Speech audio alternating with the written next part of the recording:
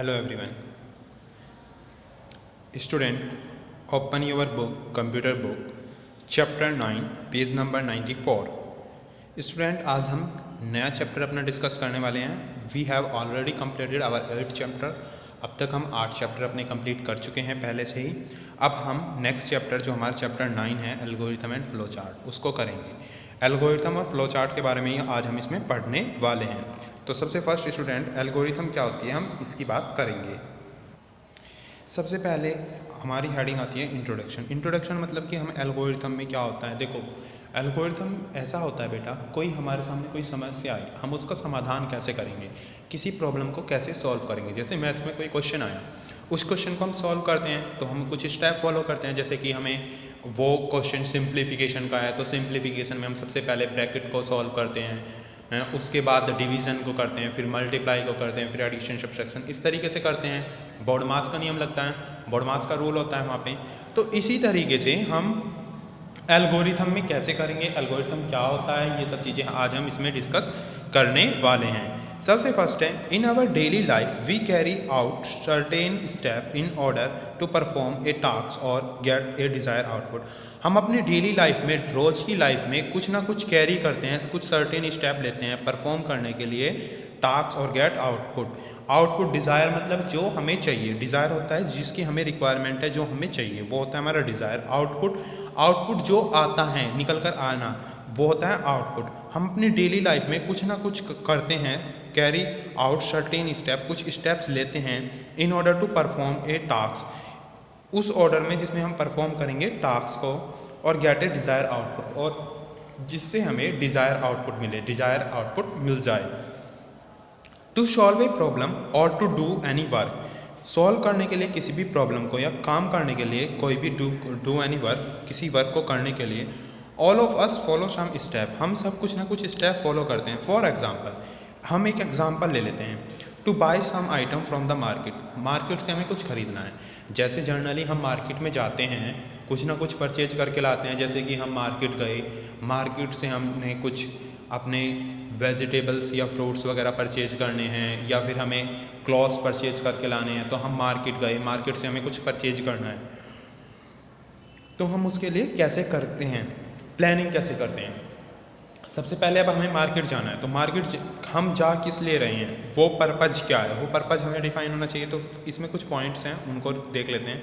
Prepare a list of item to be bought, हम एक list बनाते हैं, list of item to be bought, list बना लेते हैं आइटम्स की, उन सामान की जो हमें खरीदने हैं. Prepare list of item to be bought, उन सामान की लिस्ट बना लेंगे एक, जो सामान हमें मार्केट से खरीद के लाना है. सबसे पहले हम यही काम करेंगे. अगर फॉर एग्जांपल मुझे कोई 10 प्रोडक्ट या कोई 10 आइटम खरीद के लाने थे मार्केट से, और मैंने उनकी लिस्ट नहीं बनाई. सपोज हमें 10 आइटम की रिक्वायरमेंट थी मार्केट से, जो आनी चाहिए थे, लेकिन मेरे पास तो उन 10 आइटम की लिस्ट नहीं है, या मुझे उन 10 आइटम के नाम नहीं पता कौन कौन से लाने थे, तो मैं कैसे उसे खरीद पाऊंगा वहाँ पे. तो इसीलिए सबसे पहले हम क्या करते हैं, लिस्ट बना लेते हैं. List, prepare a list of item to be bought, list बना लेते हैं आइटम की जो हमें खरीदने हैं. उसके बाद है कैरी द मनी, क्या कैरी करेंगे, मनी चाहिए हमें, पैसे चाहिए ना हमें कैरी करने के लिए. कैरी द मनी, क्योंकि बिना मनी के तो हम खरीद नहीं सकते, हमें तो मनी की ज़रूरत है. जब हमें कुछ खरीद के लाना है तो उसके लिए तो हमें मनी चाहिए ही चाहिए, तो मनी को कैरी करेंगे. कैरी द मनी होनी चाहिए हमारे पास, पैसे हम लेके जाएंगे. फिर है विजिट द मार्केट, हम मार्केट को विजिट करेंगे, मार्केट को देखेंगे. अब जैसे आप कपड़े खरीदने जाते हो, तो आप मार्केट में देखते हो कि कहाँ पर किस तरह के कपड़े अवेलेबल हैं. जैसे कि आप फॉर एग्जांपल आपने कुछ भी परचेज़ करना है, जैसे कि आप अपने किसी वेडिंग के लिए कोई ड्रेस परचेज़ करने गए, आप किसी शादी के लिए कोई ड्रेस परचेज करने जाते हैं, तो आप सबसे पहले ये देखते हो कि किस तरीके का स्टाइल्स, फैशंस आज के टाइम में ट्रेंड में हैं. तो वो आप देखते हो, अलग अलग शॉप पर आप जाओगे, आप अलग अलग ड्रेस देखोगे कि किस टाइप की ड्रेस आपको चाहिए, कैसी आपको अच्छी लग रही है. फिर आप उसकी कॉस्ट देखोगे, उसकी कॉस्ट कितनी है, वो आपके लिए अफोर्डेबल है या नहीं है. तो वो विजिट द मार्केट, आपने मार्केट को विजिट करा, आपने देखा कि सेम कपड़े, सेम उसी कंपनी के, उसी ब्रांड के आपको एक शॉप पर, 2 शॉप पर आप गए, दोनों शॉप पर उनके प्राइस में डिफ्रेंशिएशन मिला, वेरिएशन मिला. तो वो उस चीज़ को देखना, विजिट करेंगे आप मार्केट में आप गए, आपने देखा कि कहाँ पर कितना कितना है, विजिट कर लिया मार्केट को। बाय द आइटम्स, अब आप आइटम्स खरीदोगे। अब आपने जो प्रोडक्ट खरीदने थे, जो आइटम आपको खरीदने थे, जो चाहिए थे आपको, अब आपने वो आइटम्स खरीद लिए। अब आप आइटम खरीद चुके हैं। आइटम खरीदने के बाद आप क्या करोगे? रिटर्न होम आप घर पर आओगे, वापस घर पर ही तो आओगे। ऐसा तो नहीं है ना कि आप मार्केट से आपने कुछ प्रोडक्ट खरीदे या कुछ आइटम्स खरीदे, आप उसको लेकर कहीं और जाओगे। आप घर पे आओगे, आप घर के लिए कुछ सामान खरीदने जा रहे हो, तो खरीदने के बाद आप घर पे आओगे।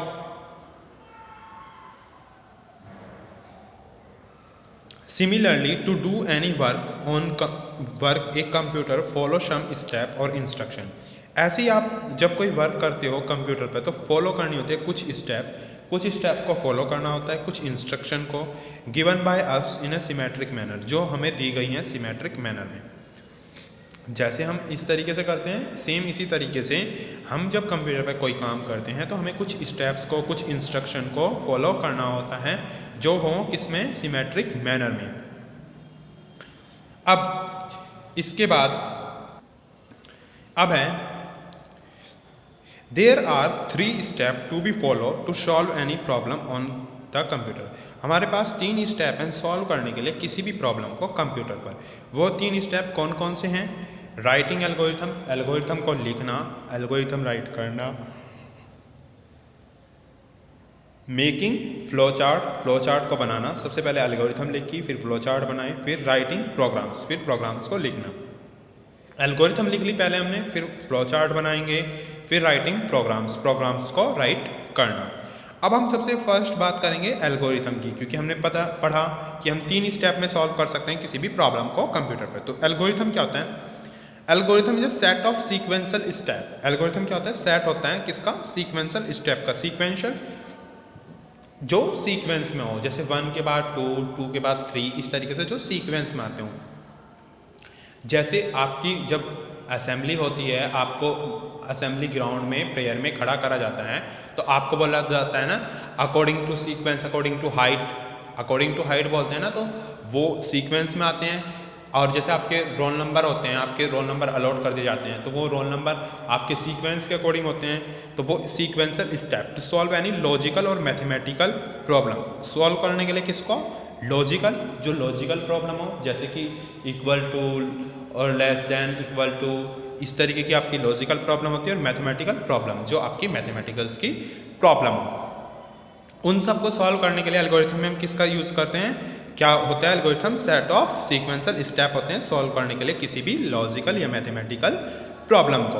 अब है algorithm is always written in a simple language. Algorithm हमेशा कैसे लिखी जाती है? सिंपल लैंग्वेज में लिखी जाती है। इसकी कोई अलग लैंग्वेज नहीं होती, इसकी जो लैंग्वेज होती है वो बहुत ही सिंपल होती है। एंड प्रीसियस मैनर, और प्रीसियस मैनर में, so that everyone can understand the step. तो क्या हो सकता है? हर कोई अंडरस्टैंड कर सकता है स्टेप्स को, हर कोई समझ सकता है उन स्टेप्स को। If a problem can define as a difference between, अगर प्रॉब्लम को डिफाइन करा जाए एज ए डिफरेंस की तरह बिटवीन ए डिजायर सिचुएशन, जो सिचुएशन हम चाहते हैं, जो हमने सोची है सिचुएशन, वो सिचुएशन डिजायर सिचुएशन होती है। एंड द करंट सिचुएशन होती है, जो सिचुएशन अभी चल रही है उसको बोलते हैं current situation. Desire situation and current situation in which one is, जिसमें कि one is then a problem solution is a procedure, वो प्रोसीजर होता है, और मेथड फॉर ट्रांसफॉर्मिंग, और मेथड होते हैं ट्रांसफॉर्मिंग का the current situation to the desire one, current situation to the desire one, जो करंट सिचुएशन है उससे desire one. The solution involve starting the problem in understandable forms and communicating। जो solution है वो involve करता है starting problem को understandable form में, अंडरस्टैंडेबल जिसको हम समझ सके उस फॉर्म में, एंड कम्युनिकेटिंग, और कम्युनिकेटिंग करना। The solution to other, solution others के लिए। In the case where a computer is a part of means of solving the problem, in case जहाँ पर कि कंप्यूटर पार्ट है, किसका पार्ट है? Means of solving the problem, जो solve करता है किसको? प्रॉब्लम को। ए प्रोसीजर, जो प्रोसीजर है, must be transmitted procedure transmitted कर जाएगा टू द कंप्यूटर, प्रोसीजर को ट्रांसमिटेड करेंगे किसके लिए, कंप्यूटर के लिए। This concept of problem solution, जो ये कंसेप्ट है प्रॉब्लम सॉल्यूशन का एंड कम्युनिकेशन का, make the study of algorithm important to the computer science. ये किसकी स्टडी करता है, एल्गोरिथम्स की, जो इंपॉर्टेंट है किसके लिए, कंप्यूटर साइंस के लिए। अब इन्होंने रिमेंबर कराया है कुछ, every instruction should be written in a separate line. जितनी भी इंस्ट्रक्शन है वो रिटन कैसे हो, सेपरेट लाइन में हो, मतलब हर एक इंस्ट्रक्शन अलग अलग लाइन में रिटन हो। The step number should be mention before each instruction.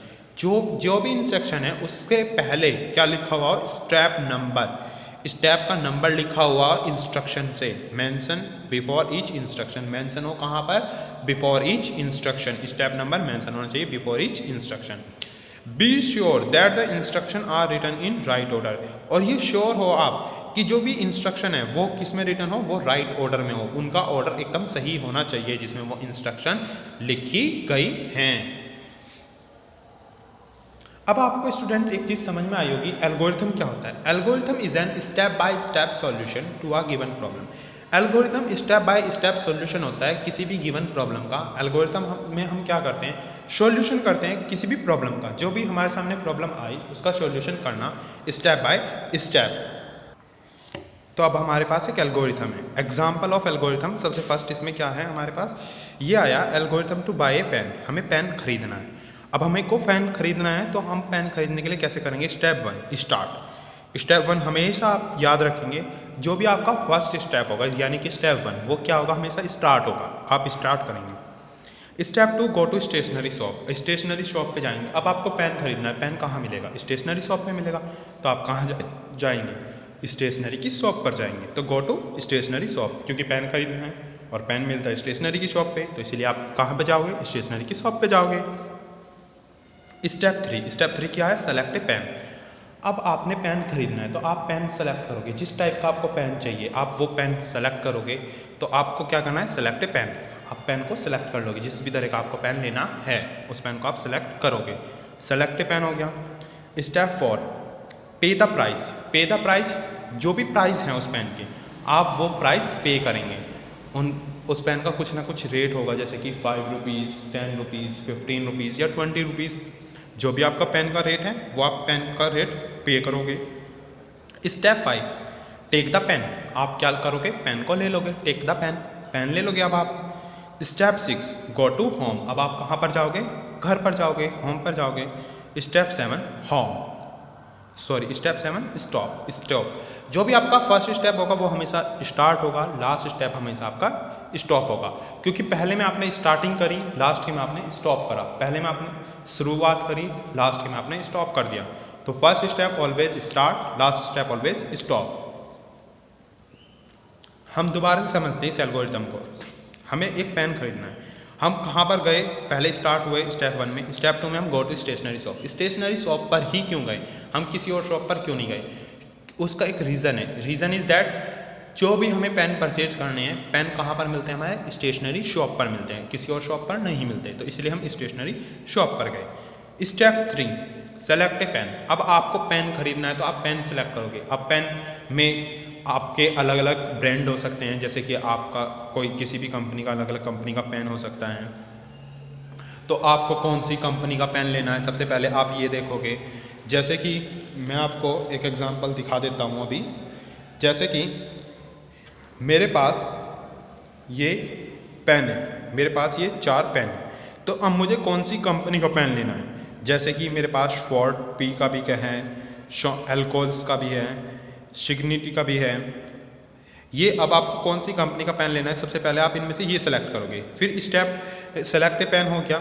फिर है पे द प्राइस, और सेलेक्ट द पेन में आपने कंपनी का लेना है, साथ में आपको किस कलर का पेन चाहिए। जैसे मेरे पास ब्लैक, ब्लू, रेड ये पेन है, तो आपको ब्लैक लेना है, ब्लू लेना है, रेड लेना है, येलो लेना है, पिंक लेना है, किस कलर का लेना है, स्पार्कल पेन लेना है, बॉल पेन लेना है, जेल पेन लेना है, वो सब आप किस में करोगे, सेलेक्ट ए पेन में। सेलेक्ट करने के बाद पेन को पे द प्राइस। अब आपके प्राइस अलग अलग हो सकते हैं, 5 रुपीज़ का पेन लेना है, 10 का लेना है, 15 का लेना है या 20 का लेना है, वो पे द प्राइस। फिर टेक द पेन। अब आपको जो भी पेन लेना था, जितने भी रुपये का लेना था, जितनी भी कॉस्टली पेन आपको लेना था, जिस भी प्राइस का, जिस तरीके का भी, जिस भी कलर का, वो आपने ले लिया। गो टू होम, अब आप कहाँ जाओगे? अपने घर पे जाओगे। लास्ट में आप क्या करोगे? स्टॉप करोगे, क्योंकि अब आप पेन ले चुके हैं। अब सेकेंड एग्जाम्पल है एल्गोरिथम टू ऐड 2 नंबर्स। अब आपको 2 नंबर ऐड करने हैं, तो उनके लिए आपको एल्गोरिथम लिखनी है। अब आप 2 नंबर ऐड करने जा रहे हो, तो उनके एल्गोरिथम कैसे लिखोगे? सबसे फर्स्ट स्टेप में आप क्या करोगे? स्टार्ट करोगे। स्टार्ट कर दिया आपने, आपको क्योंकि एल्गोरिथम 2 नंबर्स की लिखनी है, तो 2 नंबर की एल्गोरिथम लिखने के लिए आपने सबसे पहले उसको स्टार्ट कर लिया। अब स्टेप 2 में क्या करें? Take 2 number A and B. अब आपने 2 नंबर लिए, कोई भी 2 नंबर हो सकते हैं वो, आपने 2 नंबर लिए ए एंड बी। एक नंबर ए है और दूसरा नंबर बी है, वो 2 नंबर आपने ले लिए। स्टेप 3 क्या है? फाइंड देयर सम। अब आप उनका सम निकाल रहे हो, आप उन दोनों नंबर का सम निकालोगे, क्योंकि स्टेप 1 स्टार्ट हुआ, स्टेप 2 में आपने 2 नंबर लिए ए और बी। अब स्टेप 3 में आप उनका सम निकालोगे।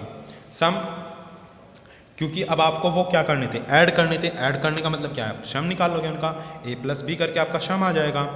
फिर स्टेप 4 गिव द रिजल्ट। जब आपने उनको एडिशन करा, उनका ऐड करके सम निकाला, तो जो निकल के आएगा, जो आउटपुट आएगा, वो क्या होगा? उसका रिजल्ट होगा। तो आपके पास अब क्या आ गया? स्टेप 4 में गिव द रिजल्ट, रिजल्ट दे दिया उसने अब आपको। स्टेप 3 ने आपको रिजल्ट प्रोवाइड कर दिया। Step 5 stop. स्टॉप क्यों हुए? अब आपको सम चाहिए था, अब आपके पास सम आ चुका है, आपने सम निकाल लिया, आपके पास सम आ गया।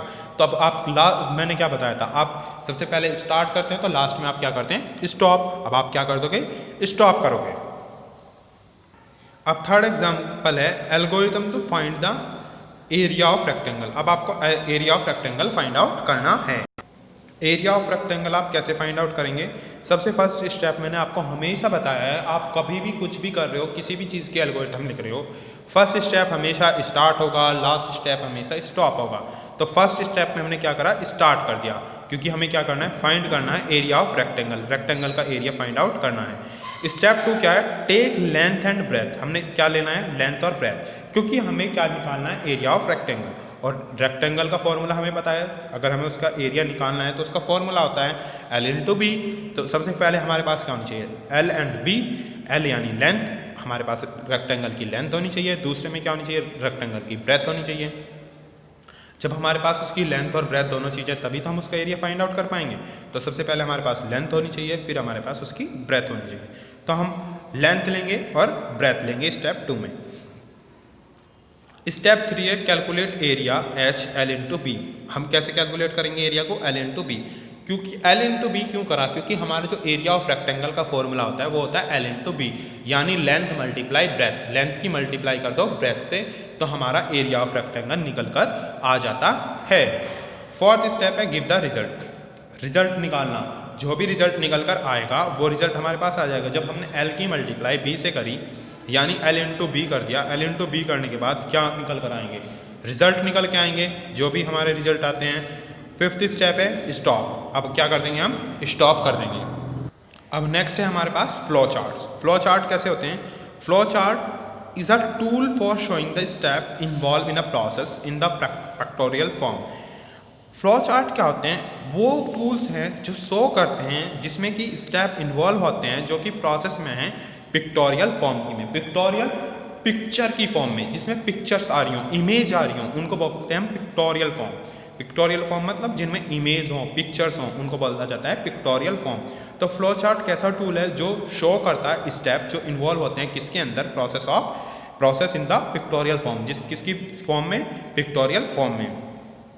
Flow chart is a diagram made up of boxes. Flow chart क्या होता है? डायग्राम होता है जो किससे बना हुआ होता है? बॉक्सेस से। इसके अंदर क्या होंगे? बॉक्सेस मिलेंगे, अलग अलग शेप और साइज के बॉक्सेस आपको इसके अंदर देखने को मिलते हैं। बॉक्सेस, डायमंड्स, बॉक्सेस होंगे, डायमंड्स होंगे एंड अदर शेप्स, और कुछ अदर शेप्स भी होंगी। फ्लो चार्ट क्या से बना होता है?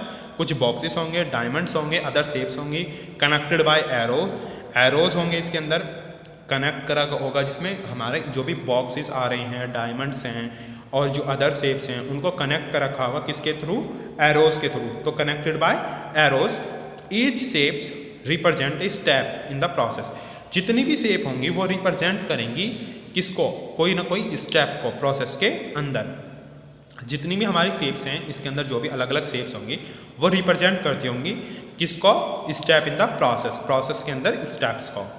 And the arrow show the order, और जो एरो होंगे, जितने भी एरो हमारे लगे होंगे, एरो किस लिए लगाते हैं हम, कनेक्ट करने के लिए, कनेक्टेड करने के लिए क्या लगाते हैं हम, एरो। जो भी हमारी शेप्स होंगी जैसे रेक्टेंगल है, डायमंड बॉक्स है, ये जितने भी हमारे बॉक्स होंगे उनको कनेक्ट करने के लिए हम जो एरो लगाएंगे वो क्या रिप्रेजेंट करेंगे, उनकी वो करेंगे उसकी arrow represent the order, order को रिप्रेजेंट करेंगे कि किस ऑर्डर में है, अपवर्ड ऑर्डर में है, डाउनवर्ड ऑर्डर में है, राइटवर्ड है, लेफ्टवर्ड है, वो ऑर्डर को रिप्रेजेंट करेंगे इन विच दे आर अकर, जिस ऑर्डर में वो अकर हैं, जिस ऑर्डर के अंदर वो हैं। Flow chart combine symbol and flow lines. Flow chart क्या होता है, कंबाइन सिंबल होता है, कंबाइन सिंबल्स का कॉम्बिनेशन होता है, एंड फ्लो लाइंस, और फ्लो लाइंस का कॉम्बिनेशन, सिंबल्स का कॉम्बिनेशन होगा और फ्लो लाइंस का कॉम्बिनेशन होगा। टू शो, क्या करने के लिए, शो करने के लिए, figuratively the operation of an algorithm, figuratively operation of algorithm, जो भी ऑपरेशन है एल्गोरिथम के उनको फिगरेटिवली शो करने के लिए फ्लो चार्ट का यूज करा जाता है। फ्लो चार्ट कॉम्बिनेशन है सिंबल्स का, फ्लो लाइंस का, जो फिगरेटिवली ऑपरेशन करता है एल्गोरिथम पर। फ्लो चार्ट की आप दूसरी डेफिनेशन भी दे सकते हैं, जैसे कि flow chart is a graphical representation of an algorithm. Flow chart graphical या डायग्रामेटिक रिप्रेजेंटेशन होता है किसी भी एल्गोरिथम का। एल्गोरिथम में भी हम क्या करते थे, किसी प्रॉब्लम को सॉल्व करते थे स्टेप बाय स्टेप। सेम ऐसी फ्लो चार्ट में भी हम प्रॉब्लम को सॉल्यूशन करेंगे स्टेप बाय स्टेप। बस डिफरेंस इतना है कि फ्लो चार्ट में पिक्टोरियल फॉर्म में होगा या डायग्रामेटिक फॉर्म में होगा, जिसके अंदर एक इमेज बना के दी गई होगी, आपको इमेज शो होगी जिससे आप रिप्रेजेंट कर रहे होंगे अपने डेटा को, अपनी इंफॉर्मेशन को। उसमें आपके क्या क्या हो सकते हैं, बॉक्सेस हो सकते हैं, डायमंड्स हो सकते हैं, और भी शेप्स हो सकती हैं जो कनेक्ट किसके थ्रू होंगी, कनेक्टेड बाय एरोस, एरोस के थ्रू वो कनेक्ट की गई होंगी। हर एक शेप रिप्रेजेंट होगी स्टेप प्रोसेस में, और जिसमें arrow show the order in which they are occur, और एरो शो करेंगे उस ऑर्डर को जिस ऑर्डर के अंदर वो हैं, क्योंकि एरो हमारा दिखाएंगे ऑर्डर, किस ऑर्डर के अंदर वो आ रही हैं। तो ये बात बताई गई है कि एरो शो कर देंगी ऑर्डर को जिसके अंदर वो हैं। और फ्लो चार्ट कॉम्बिनेशन हो सकता है सिंबल्स का, फ्लो लाइंस का, सिंबल्स का भी हो सकता है, फ्लो लाइंस का भी हो सकता है। शो करते हैं figuratively operation of an algorithm, ये शो करा जाता है फिगरेटिवली ऑपरेशन किसके, एल्गोरिथम के। तो फ्लो चार्ट में सिंबल्स कौन से होते हैं, there are 6 basic symbols commonly use in flow chart of assembly language. 6 basic symbol हैं जो यूज करे जाते हैं फ्लो चार्ट के अंदर, जो कि कौन से में, असेंबली लैंग्वेज में, फ्लो चार्ट में मेनली बेसिक से जो सिंबल हैं, जो बिल्कुल बेसिक सिंबल हैं, वो 6 बेसिक सिंबल हैं जो यूज करते हैं फ्लो चार्ट में असेंबली लैंग्वेज के प्रोग्राम्स में। सबसे पहले क्या है, टर्मिनल। टर्मिनल होते हैं, टर्मिनल को हम स्टार्ट स्टॉप बॉक्स भी बोलते हैं। जैसे कि सबसे फर्स्ट स्टेप हमारा स्टार्ट या स्टॉप का होता है, सबसे फर्स्ट स्टार्ट का होता है, लास्ट स्टॉप का होता है। सेम इसी तरीके से फ्लो चार्ट के अंदर भी सबसे फर्स्ट स्टेप स्टार्ट का होगा और लास्ट स्टेप स्टॉप का होगा, जिसका मतलब कि टर्मिनल यानी कि स्टार्टिंग करी जा रही है और स्टॉप करा जा रहा है, तो टर्मिनल करा जा रहा है। उसके बाद है प्रोसेस, प्रोसेसिंग होगी, मतलब जो भी हम उसमें कर रहे हैं वो हमारा किसके अंदर आएगा, वो आएगा हमारा प्रोसेस के अंदर। फिर है इनपुट आउटपुट। इनपुट आउटपुट जो भी हम या तो इनपुट दे रहे होंगे, इनपुट प्रोवाइड कर रहे होंगे, जो किससे होते हैं, हमारे रेक्टेंगल बॉक्स से होते हैं, इनपुट दे रहे होंगे, या फिर हमें उसका कुछ आउटपुट मिल रहा होगा। अगर इनपुट दे रहे हैं तो वो भी हमारा किस में जाएगा, रेक्टेंगल बॉक्स के अंदर लिखा जाएगा। अगर हम आउटपुट मिल रहा है तो वो भी किसके अंदर लिखा जाएगा, वो भी हमारा रेक्टेंगल बॉक्स के अंदर ही लिखा जाएगा। उसके बाद है डिसीजन। अगर हमें कोई डिसीजन लेना है, डिसीजन के से रिलेटेड है, हमने कोई डिसीजन दिया हुआ है, तो वो हमारे डायमंड बॉक्स के अंदर आते हैं, जिनको डायमंड बॉक्स या फिर डिसीजन बॉक्स बोलते हैं। फिर है connector and pre defined process. Connector और प्री डिफाइंड प्रोसेस कुछ हमारे रेक्टेंगल टाइप होते हैं, जिसमें हम कनेक्टर या प्री डिफाइंड प्रोसेस को डिफाइन करते हैं। प्री डिफाइंड प्रोसेस वो प्रोसेस जिसको पहले से डिफाइन कर रखा हो। तो स्टूडेंट आज हमने डिस्कस करा एल्गोरिथम के बारे में कि एल्गोरिथम क्या होता है, एल्गोरिथम का हम यूज किस लिए करते हैं, और उसके साथ साथ हमने डिस्कस करा फ्लो चार्ट को कि फ्लो चार्ट क्या होता है, फ्लो चार्ट का यूज़ किस लिए करा जाता है, फ्लो चार्ट और एल्गोरिथम में क्या डिफरेंस है। मेनली यही डिफरेंस है कि दोनों होता तो सॉल्यूशन ही है किसी प्रॉब्लम का स्टेप बाय स्टेप। एल्गोरिथम में स्टेप लिखे जाते हैं, फ्लो चार्ट डायग्रामेटिक रिप्रेजेंटेशन होता है। यही सब हमने डिस्कस करा। Now student your homework, you have to find out the algorithm and flow chart book exercise and write down the algorithm to add 3 numbers. Thank you.